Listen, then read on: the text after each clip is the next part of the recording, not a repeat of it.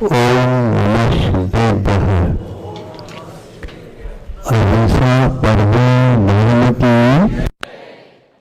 आचार्य गुरुवर श्री कुंद कुंद भगवान की जय। आचार्य गुरुवर श्री ज्ञान सागर मुनि महाराज संत शिरोमणि आचार्य विद्यासागर महामुनि राज की।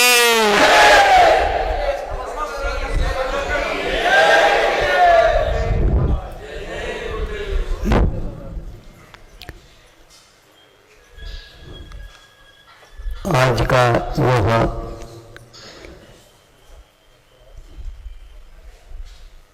प्रसिद्ध रूप में विज्ञान धार्मिक युग से बहुत आगे बढ़ा हुआ था। हर बात में मन में यह शंका होती रहती है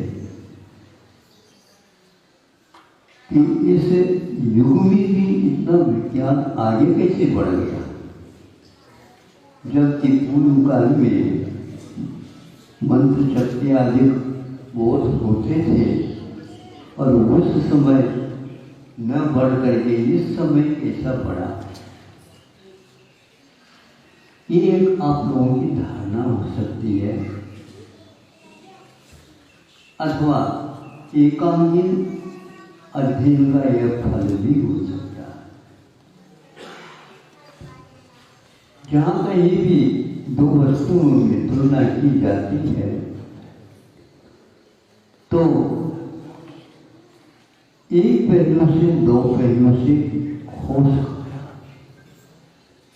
एकांत रूप से एक ही पहलू देख ले तो आज भी यह वैसा भी देखने को मिल सकता है। हमारा प्रवास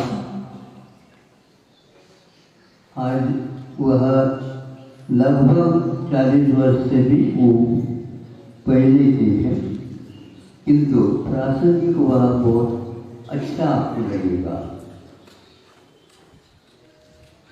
हटामी अपना प्रवास था जो कुंडलपुर से लगभग 20 किलोमीटर पर।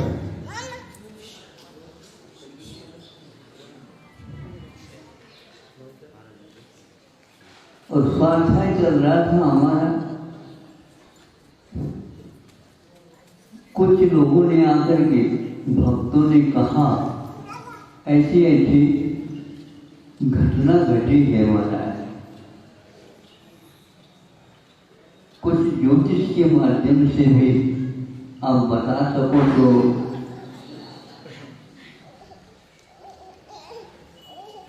ज्योतिष तो दूर है, चलिए घटना के बारे में आप बताओ। सब कुछ हमने देख लिया, 3-4 घंटे हो गए। एक लड़का गोद का झुकी माँ अपने कार्य में लगे थे और वह बाहर जाने का सोचता था। लड़का खिसकता गया, जब चलता गया चौखट के पास आने के उपरांत वह बाहर नहीं आ।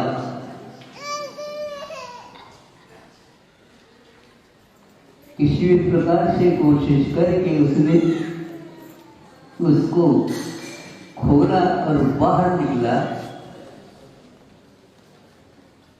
प्रमाण कहो या ज्ञान कहो या जल्दबाजी में ऐसा हुआ हो,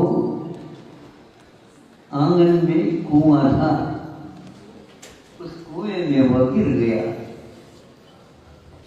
आवाज तो नहीं आई, एकाग्रता थी मां में, अपने काम में व्यस्त थे।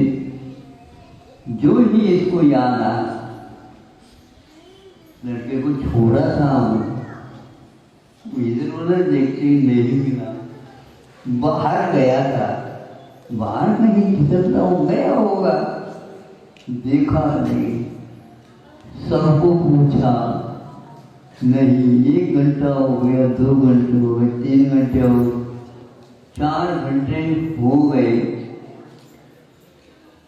तो एक व्यक्ति को पूछा कि क्या हो सकता है, ये कहाँ गया होगा। ऐसा करो कि कुआं भी तो है ना सामने, इसमें गिर सकता है। तो उसको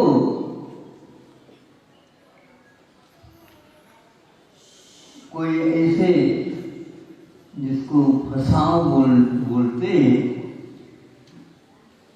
बांध करके छोड़ा, तो उसमें उसका कुछ कपड़े के तरह लटक गया या फंस गया, तो बाहर निकाला तो वह लड़का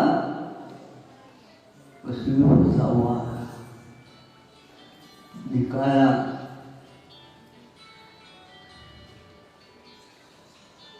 अब 4 घंटे में तो पानी में रह नहीं सकता। ये आप लोगों का विज्ञान है ना? और तो कहो, क्योंकि ना नहीं कह सकते हैं क्योंकि सामने दिख रहा। ये बचा कैसे?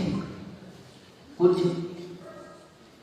पेट वगैरह मरने से कुछ जल होगा, पानी होगा तो निकल गया। फिर इसके उपरांत उसने एक श्वास लिया तो माता पिताओं को, गली में रहने वाले सबको,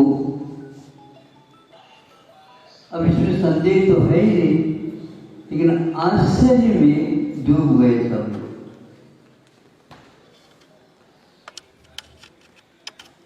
बिना श्वासोच्छ्वास के रहना कैसे संभव है? संभव है ऐसे सोचो क्यों कर रहे होते हैं? तो है दिख रहा। एक पहलू से जब हम देखते हैं संदेह भी होता है, अभी भी गिर गया होगा। तो 4 घंटे तक वो ढूंढ रही है, इसमें कौन सा कहीं बगल में रख कर के ढूंढ रही है क्या? ऐसा तो है नहीं। योग से उसी घर में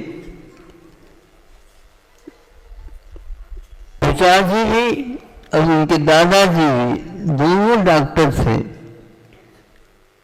और जो पिताजी था उनकी पत्नी भी डॉक्टर है। अब सभी डॉक्टर होने के उपरांत संशय क्यों और आश्चर्य क्यों? आज का विज्ञान क्या वह पहले काल का विज्ञान, जब तक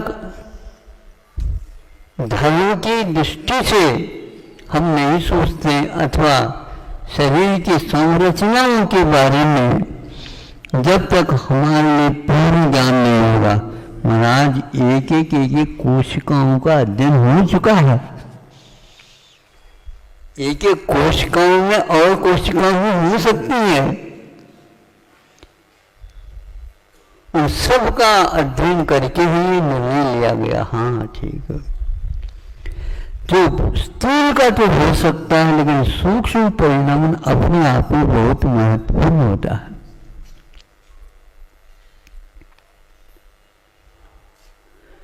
जब ये मकड़ी होती है, मकड़ी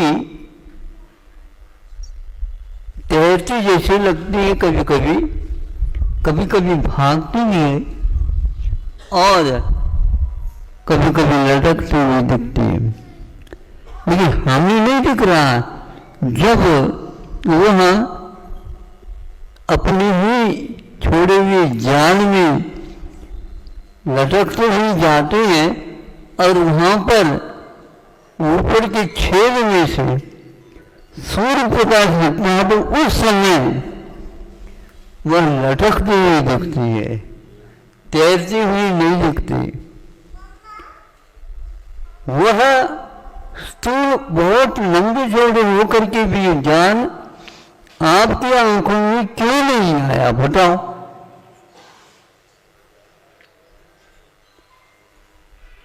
जब प्रकाश के सामने आया हो है तो वही, उसका ज्ञान बहुत पतला रहता है, उससे वो लटका हुआ था। उसके ऊपर धूप पड़ गई, धूप पड़ने के बाद आपके आंखों का काम उस समय हुआ। उस समय में भी आपको ज्योति थी, किंतु धूप क्या वह देखने को नहीं उपलब्ध थी। और मकड़ी तो दिख रही है, वो जाल नहीं दिख रहा है। इसी का नाम ज्ञान का जंजाल बोलते हैं।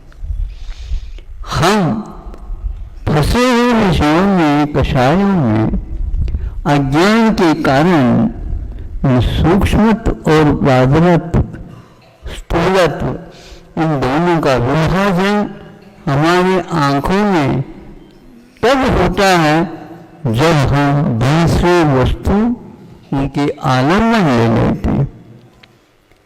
डॉक्टरों को भी यही भाव मन में आया कि जो हमने सब पढ़े वह स्थूल है, सूक्ष्म अभी बहुत विद्यमान है। सभी के शारीरिक संरचना एक ही है नहीं है। हमारे यहाँ कर्म सिद्धांत आता है और वो बहुत व्यापक है। वह एक एक प्रकृति के भी असंख्याक लोग भगवान भेद बताते हैं। तो शरीर की संरचना में भी जो रूपांग आदि हैं रचना हुई, वो सभी अपने को देखने को उपलब्ध हो और यंत्रों के माध्यम से भी देखने में आए, ऐसा कोई नियम नहीं है। शोध में, खोज में लगे तो हैं, लेकिन पूर्णता को वह छू जाए ऐसा कोई नियम नहीं। और यहाँ पर दिख रहा 4 घंटे के बाद भी मृत्यु नहीं हुई है, और 4 घंटे तक पानी में प्राण वायु कैसे चली गई पेट में, क्योंकि मुख से लेते ही पानी पहले जाएगा, संभव है। उस पानी के साथ प्राण वायु भी जा सकती है। उस पानी में केवल पानी ही है ऐसा नहीं है, प्राण वायु भी है, और वो उसके साथ जो प्राण वायु गई होगी उसके माध्यम से भी उसका काम चल गया होगा। यह रचना विज्ञान के दृष्टि में नहीं आई। अब इसको खोजते हुए आप चले जाओगे, पूर्ण हो ये कोई नियम नहीं है। आपको रात में नहीं दिखता, आपको भी देखता, अंधेरे में बैठ जाओ, किंतु आपको वो मूल्य नहीं दिखेगा। विज्ञान के पास ये साधन यदि हो भी सकता है, बाद में और निकल सकता है, तो यह रात और दिन के भेद होते हुए भी एक को दिख रहा है, एक को नहीं दिख रहा। छोटा था उस समय जादूगर वगैरह होते तो बहुत जल्दी भीड़ होती है। मैं उस भीड़ में चला गई, क्यों क्या है? तो जादूगर हाथ सफाई के माध्यम से सब नौसा ने दिखाया। एक आइटम रह गया था उसका, वो कहता है मेरी आंखों के ऊपर तुम जो कुछ भी मानना वो मान लो, और मैं बंद आंखों के साथ ही आपको एक चमत्कार दिखाऊं।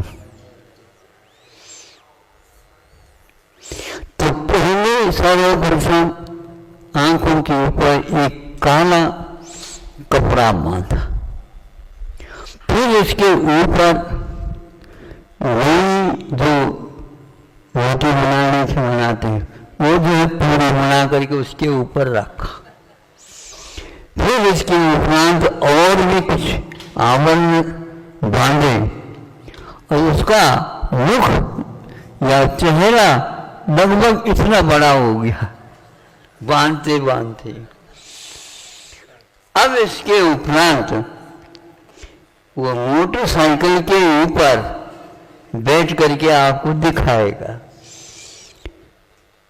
पहले उसको आंखों से एक आधा किलोमीटर तक घूम करके 2-3 कॉर्नर वाली जो रोड है उसमें से लेकर के आए थे। अब उसको वहीं से बांध करके इधर पूर्व स्थान तक आना है और गति जैसे जितनी गति से गया था उतनी ही गति के साथ मोटरसाइकिल से आएगा। चालू हो गया उनका आइटम दिखाना। गति के साथ वह 10-1 मीटर पहुंचा, रुका और वहां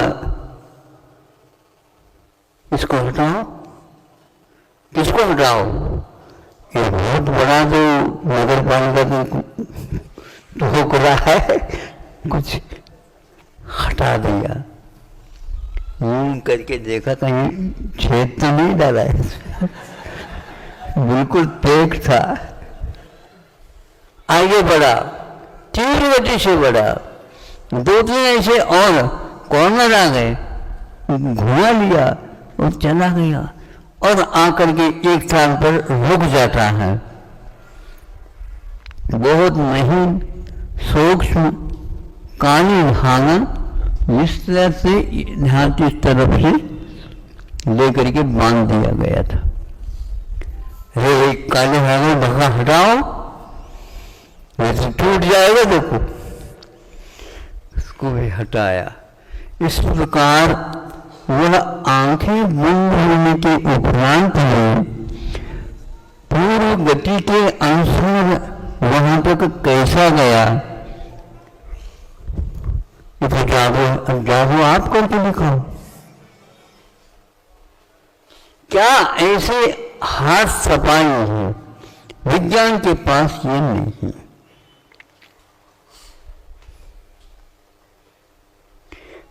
आंखों के द्वारा दिखता है ये पक्का, फिर भी चश्मा लगाना पड़ता है। चश्मा लगाने के उपरांत आपके पास शक्ति होती हुई बिना चश्मा से क्यों नहीं देखता, ये बात है। कितने भी ऑपरेशन कर लो, चश्मा के नंबर के अनुसार ही दिखेगा। चश्मा के बिना क्यों नहीं दिखता, उसके पास क्षमता होते हुए भी। तो इससे स्पष्ट होता है कांच के जब नंबर भी बढ़ जाते हैं बदलना पड़ता है। क्या बदला? नंबर बदला, नंबर तो नहीं बदला, नंबर तो वही है।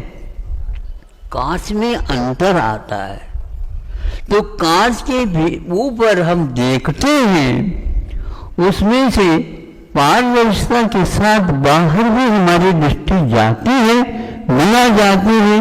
उस विषय को हम कैसे पकड़ सकते हैं? उस रखी हुई वस्तु को हम कैसे देख सकते हैं? ये नाप तोड़ भी होता होगा। इन नंबर के बाद दूरबीन भी आता है। ये दूरबीन क्या है? जो दूर में रखी हुई वस्तु को बीनना है। बीनो कैसे आएगा? वो क्षमता विद्यमान होते हुए भी, क्षमता होते हुए भी हम उस वस्तु को बिना चश्मा नहीं देख सकते। चश्मा तो लगा दिया लेकिन नंबर बदल गया, तो नंबर बदलने करके और कार्य उसमें ग्लास लगाना होगा। फिर इसके उपरांत भी ऐसे जादूगर आ जाए तो उसके चश्मा की कोई आवश्यकता नहीं होगा, आंखों की भी कोई आवश्यकता नहीं। अब यह प्रत्यक्ष प्रमाण है। बहुत कुछ कर्मों के क्षेत्र में भेद होते हैं, क्योंकि आज का विज्ञान दरिद्र है कर्म सिद्धांत के जानने में। हम इसके लिए व्यंग्यात्मक शब्द का प्रयोग कर रहे हैं, वो स्वयं अभिमान करता है कि हम देख सकते हैं। ये तो छोड़ दो, अपनी ललाट पर तिलक लगा है, बहुत दूर से दिख रहा है, लेकिन स्वयं को आपको दिख नहीं रहा। अब उसमें बीच में क्या है, इसको बोलते हैं अभिमुख, आभिमुख ज्ञान। अभिमुख होगा तो ही देख लेगा, अभिमुख होगा तो ही सुनेगा, अभिमुख होगा तो ही वो सूंघेगा, अभिमुख होगा तभी वह इसी प्रकार विषय बनाता चला जाएगा। ये आभिमुख है, ये सूक्ष्म ज्ञान का विषय नहीं है। इस प्रकार आचार्य ने आज भी उन ग्रंथों के रखे हैं और इसको वह जानते हैं। अभिमान के बिना उन क्षणों को हम प्राप्त कर सकते हैं। समय आपका हो गया है, क्योंकि बना हुआ यहाँ चलता है।